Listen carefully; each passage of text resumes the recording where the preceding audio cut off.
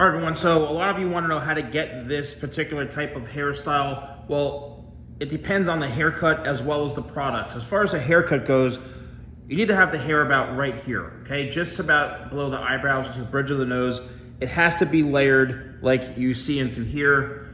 You can have this all cut by hand or with shears, but it's all basically fades up and blends up into the top in through here. The key to this is making sure this is all layered up front and through here.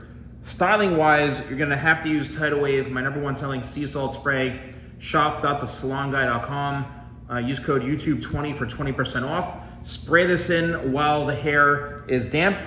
Then you can blow dry it with my 2-inch round brush. This is kind of what I call the TikToker hairstyle. Also has it in part of the TikToker hairstyle kit, which is available at shop.TheSalonGuy.com.